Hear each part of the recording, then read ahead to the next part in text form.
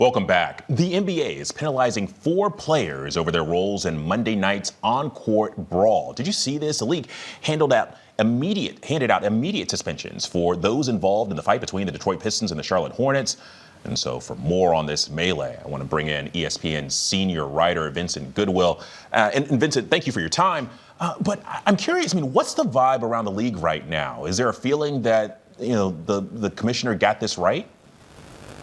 Well, for one, the commissioner doesn't make these decisions by himself. It's the executive vice president, James Jones, who was a former player himself. And this is one of his first big rulings as the dean of discipline. I think the important thing to remember for everybody here is the NBA is so very sensitive about the imagery with black players, white fans, the imagery of fighting, like the fact that it's so very well accepted in other sports, but not necessarily in this one. So a lot of times they come down with a heavier hand because they do not want to give the impression that the very physical players that are going over the line and then to create an ugly scene, that this is something that they are condoning. Isaiah Stewart getting 7 games because he came off the bench. That was the harshest suspension. That was the one that most people actually felt like the league got right and that they did not go too hard or too punitive with a punishment.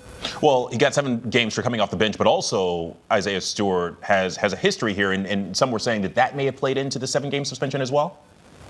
It most certainly did. I think if he hadn't had a history of altercations, I think the league might have been a little more sensitive to it. But even in the league's statement that they issued a few hours ago, they said, hey, this guy's history has played a part in it. Now, it's important to remember here, the situation had died down, and then Miles Bridges came rushing at Jalen Duren. Stewart was on the bench this entire time, exercising some restraint, and it was only then where he saw his teammate getting rushed by a second member of the Charlotte Hornets where he unleashed and came off, and you saw the ugly scene that you saw in Charlotte. So while there is going to be some precedent there for what he has done in the past, there has been some growth. He's just not the type of ball player that is going to allow a teammate of his who's trying to exercise restraint be punched on in that way.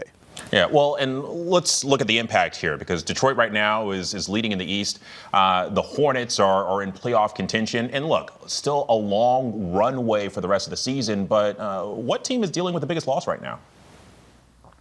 Well, I think I lost you for a quick second. I can't hear you, but I think if you're asking me about which team does it hurt the most, yeah, I do think it does hurt the Eastern Conference leading Detroit Pistons a little bit more, just because Jalen Duren is an all-star. He's going to be in the all-star game. He was not being suspended for that one. Isaiah Stewart, despite what people have seen in some of the highlights, whether he's going after LeBron James or whatever it is, he is one of the league's best defensive players, in conversation for Defensive Player of the Year, in conversation for all defense, and the Detroit Pistons are trying to nail down the top seed in the Eastern Conference. So from a basketball standpoint, just taking away from a basketball standpoint, this is something that is going to hurt the franchise just a little bit during the 7 games, because they're going to play a lot of good teams and they're going to need his presence. Yeah, well, and it's certainly unfortunate for the Detroit Pistons, but also, you have an incident like this. A lot of people remember the Malice at the Palace.